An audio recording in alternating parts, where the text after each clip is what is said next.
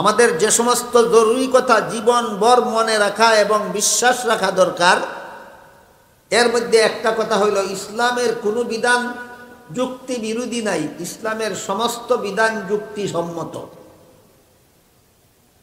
কেউ যদি ইসলামের কোনো বিধানকে অযৌক্তিক মনে করে তাইলে তার ঈমান থাকে না।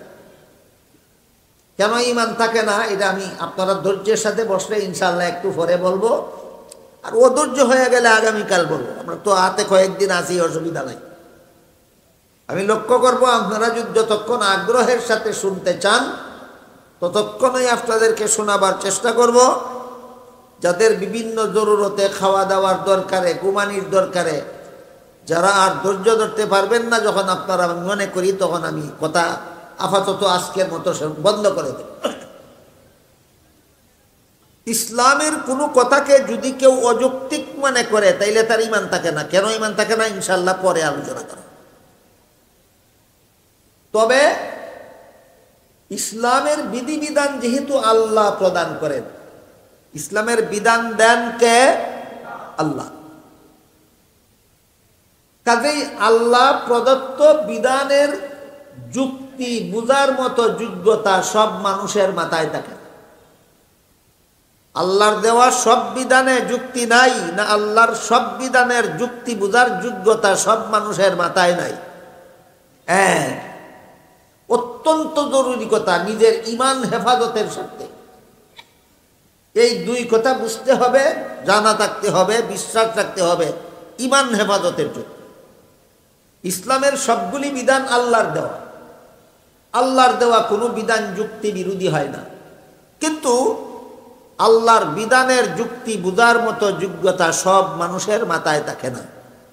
এই জন্য সমস্ত মুসলমানের ঈমান হইল আল্লাহর বিধানের পক্ষে কি যুক্তি আছে বুঝলেও আমি আল্লাহর বিধান মানি, না বুঝলেও আল্লাহর বিধান মানি।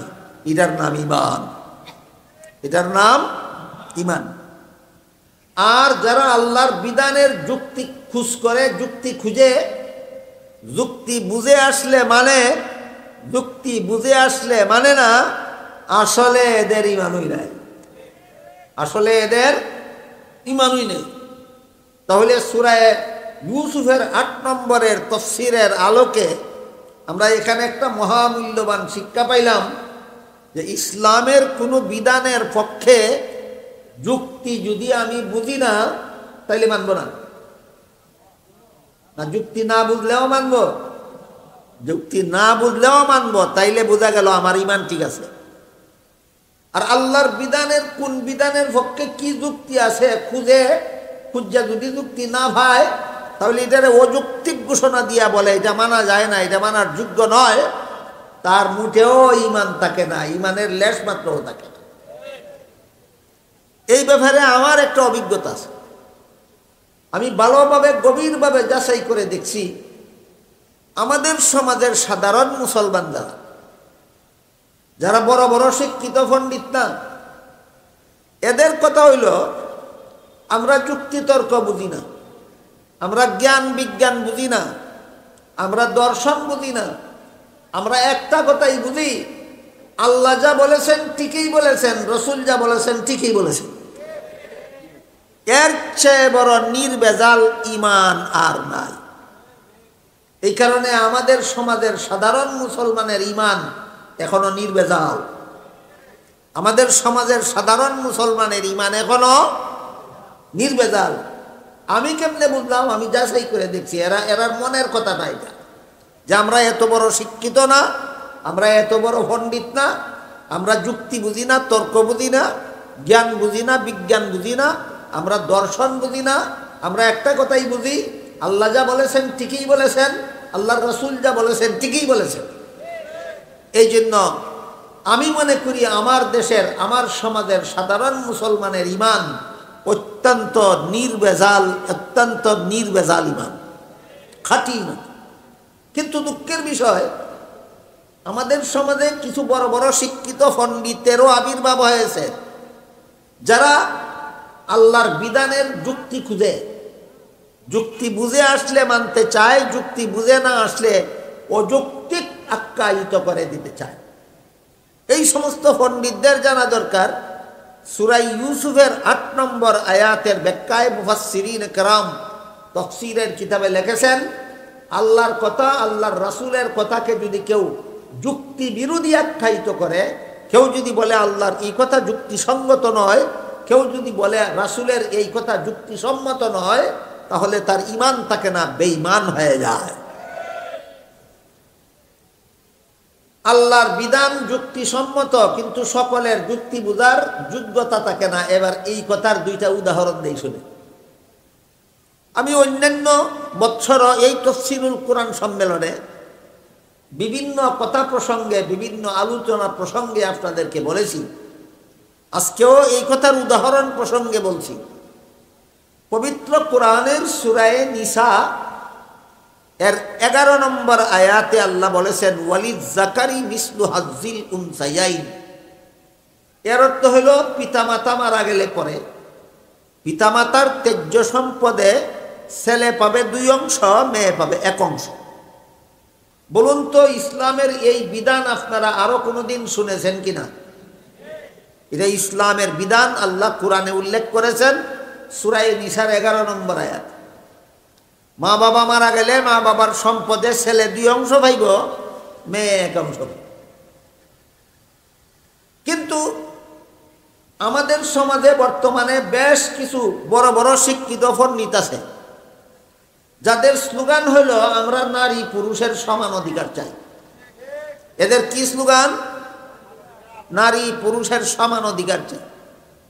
আমি অতীতে বারবার আপনাদেরকে বলেছি, ইসলাম নারীকে পুরুষের সমান অধিকার নয়, হয়তো পুরুষের উপর অগ্রাধিকার আর না হয় একচেটিয়া অধিকার দেয়। ইসলাম নারীকে পুরুষের সমান অধিকার দেয় না পুরুষের উপর অগ্রাধিকার দেয়? পুরুষের উপর অগ্রাধিকার দেয়, না হয় একচেটিয়া অধিকার দেয়। এই কথাটা সবিস্তারে আমি বিগত দিনে আপনাদেরকে একাধিকবার বলেছি। এই জন্য এই আলোচনা আজকে লম্বা করতে চাই না।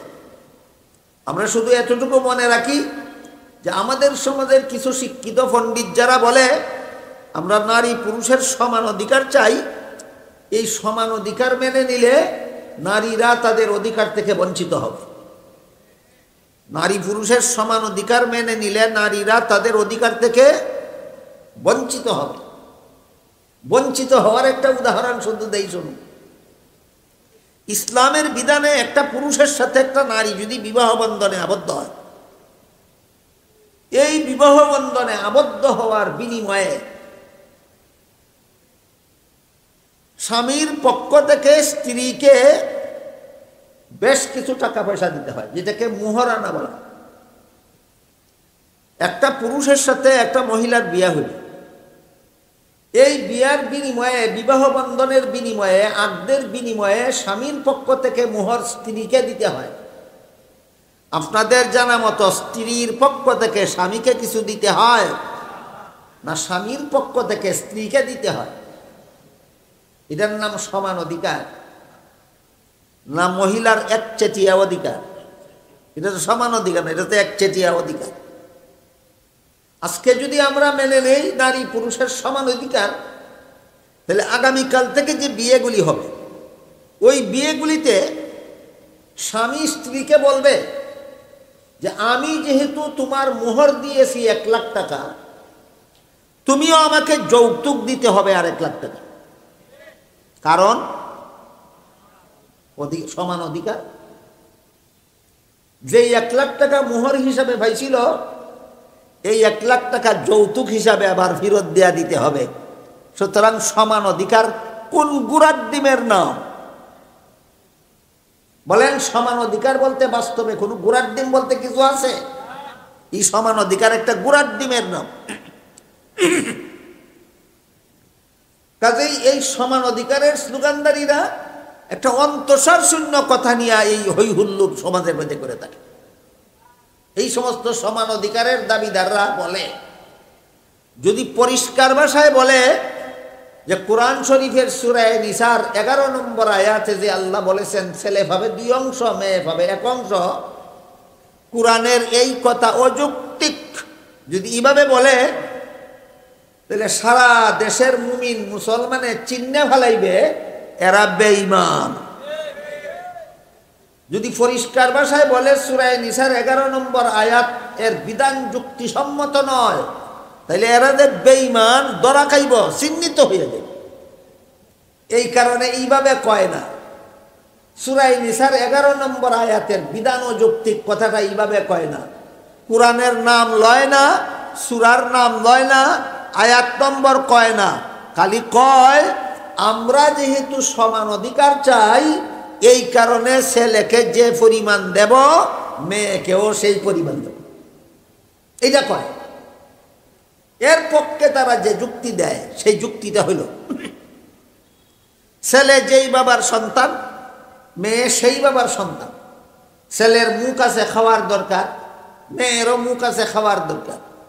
ছেলের শরীর আছে পোশাকের দরকার, মেয়েরও শরীর আছে পোশাকের দরকার। ছেলের জীবনযাপনের জন্য বাড়িঘরের দরকার, মেয়েরও জীবনযাপনের জন্য বাড়িঘরের দরকার।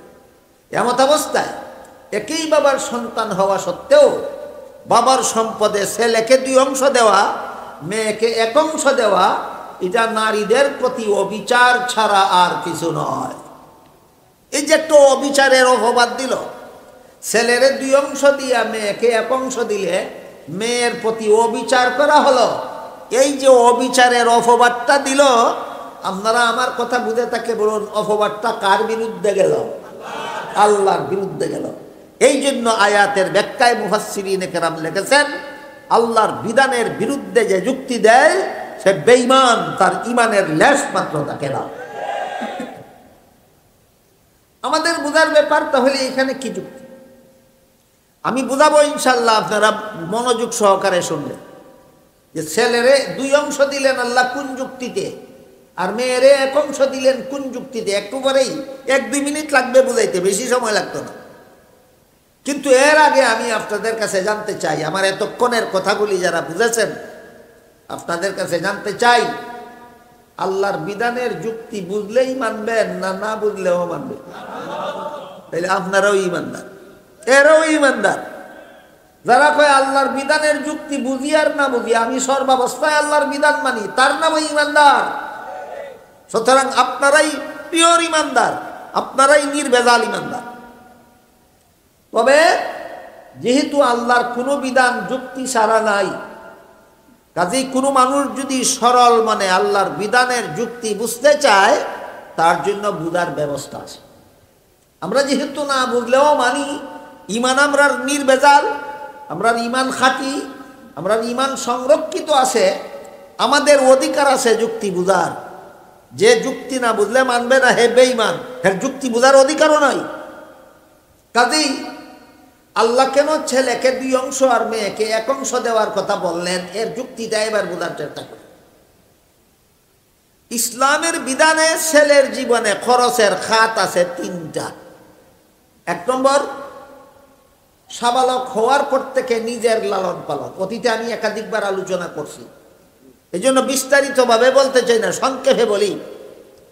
ইসলামের বিধানে কোনো বাবার ঘরে যদি ছেলে সন্তান জন্ম হয়, ছেলেকে লালন পালন করা বাবার দায়িত্ব হয় কতদিন? ছেলে নাবালক থাকবে যতদিন। যখন থেকে ছেলে সাবালক হয় তখন থেকে ছেলেকে লালন পালন করা বাবার দায়িত্ব নয়। কোনো বাবা যদি সাবালক ছেলেকে লালন পালন করে সেটা হবে ছেলের প্রতি বাবার দয়া। এবার বুঝে থাকলে বলুন তো, ছেলে সাবালক হলে পরে তার লালন পালনের দায়িত্বটা কার?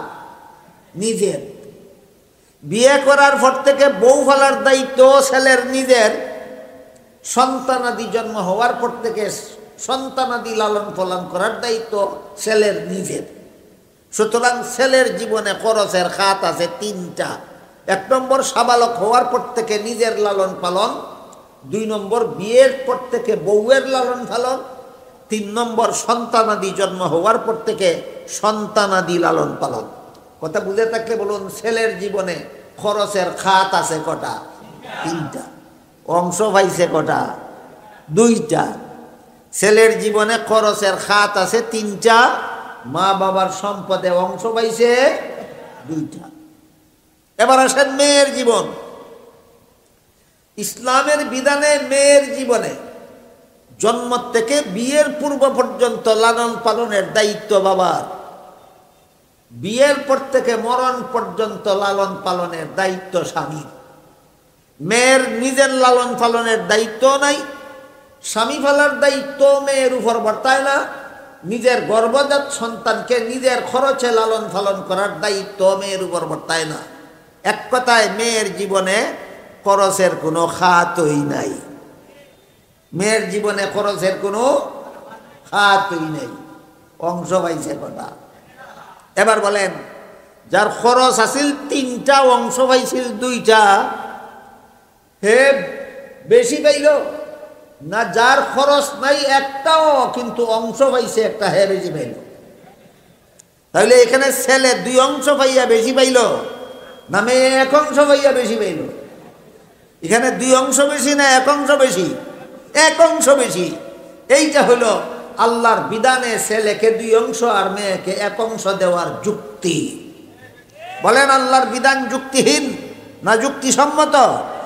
আগেই কইছি, আল্লাহর এমন কোনো বিধান নাই যেই বিধানের পক্ষে কোনো যুক্তি নাই, কিন্তু সব মানুষের মাথায় আল্লাহর বিধানের যুক্তি বুঝার যোগ্যতা নাই। আমাদের সমাজের যে সমস্ত পণ্ডিতেরা ছেলেকে 2 অংশ দিলে মেয়েকেও 2 অংশ দেওয়ার পক্ষপাতী, মেয়েকে 1 অংশ দিলে ছেলেকেও 1 অংশ দেওয়ার পক্ষপাতী, এদের যুক্তি এইটা, ওই 1 অংশ থেকে 2 অংশ বেশি। এরা একটাই যুক্তি, 1 অংশ থেকে 2 অংশ বেশি। আপনারা আল্লাহর বিধানের যুক্তিটা বুঝে থাকলে বলেন, এখানে ছেলে 2 অংশ ভাইয়া বেশি পায় না মেয়ে 1 অংশ ভাইয়া বেশি পায়? তাহলে এই পণ্ডিতরার যুক্তির হিসাব ঠিক আছে না হিসাব ভুল? হিসাব ভুল। এই সমস্ত পণ্ডিতদের যুক্তির একটা উদাহরণ দিছি আমি অতীতেও, আজকে আবার উদাহরণটা দেই, শোনেন। একটা লোক ছিল না, হ্যাঁ মূর্খ, লেখাপড়া জানে না, দস্তখতও চিনে না, জমি জমা বেচা কিনা করলে বাওয়াতের বুড়াঙ্গুলটা টিপ দেয়, বৃদ্ধাঙ্গুলের টিপ সই দিয়া বেচা কিনা করে। কিন্তু যখন টের পাইল যে বর্তমান যুগে কিছু লেখাপড়া না করলে চলাফেরা করতে, জীবনযাপন করতে কষ্ট, তখন তার ছেলেকে স্কুলে লেখাপড়া করতে দিল। ছেলে অত্যন্ত মেধাবী ছিল, স্কুলে 10 বছর লেখাপড়া কইরা এই মূর্খ বাপের ছেলেটা এসএসসি পরীক্ষা দিয়া পাস করলো, ফার্স্ট ডিভিশন ফার্স্ট বয় হইয়া। আমার কথা বুঝে থাকলে বলুন তো, ফার্স্ট ডিভিশন ফার্স্ট বয় হইলে রুল নম্বর কত? 1। বাপ শিক্ষিত না মূর্খ? মূর্খ।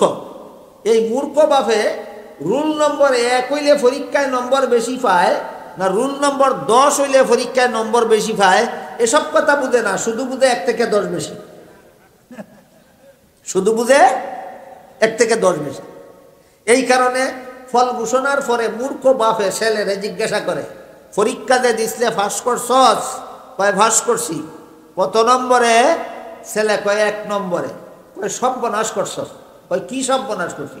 কয় ফাঁসের বাড়ির ছেলেটা তোর সাথে একসাথে পরীক্ষা দিল, হে দি 10 নম্বরে ফাঁস করছে, তুইও তো কম নম্বরে পাস করলে কেন?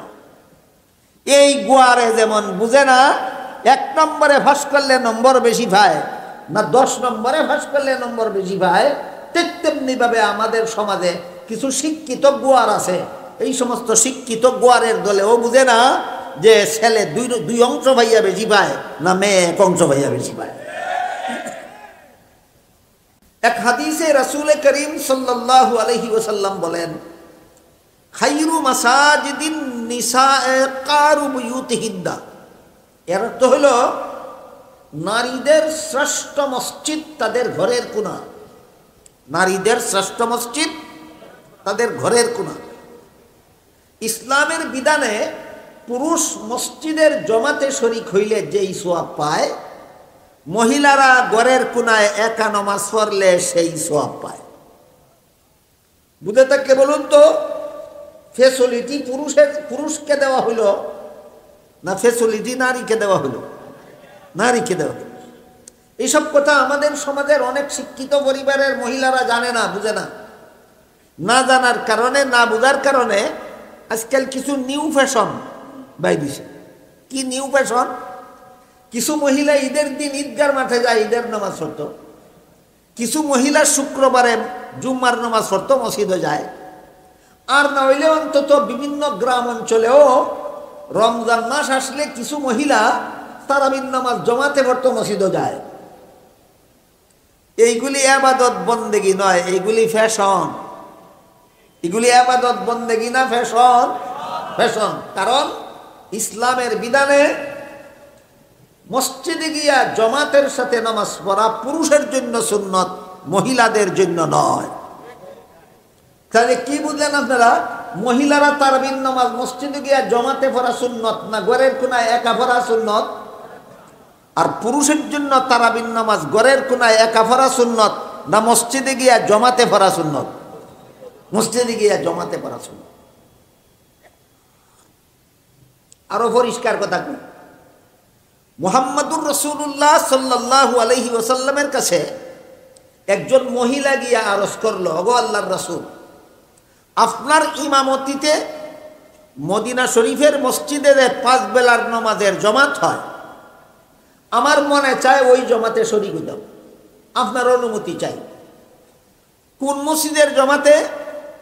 মদিনা শরীফের। জমাতটা কার ইমামতিতে হয়?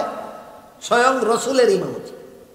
এর চেয়ে যোগ্য, এর চেয়ে শ্রেষ্ঠ আরো কোনো ইমাম হতে পারে দুনিয়ায়? সর্বশ্রেষ্ঠ, সবচেয়ে বড় যোগ্য, সবচেয়ে বড় আল্লাহর প্রিয় পাত্র মুহাম্মাদুর রাসূলুল্লাহর ইমামতিতে মদিনা শরীফের মসজিদে যে নামাজের জমাত হয়, ওই জমাতে শরীক হওয়ার জন্য একজন মহিলা রসুলের কাছে অনুমতি চাইল। কারণ মদিনা শরীফের জমাতে শরীক হইলে 1 রাকাতে 50,000 রাকাতের সমান সওয়াব।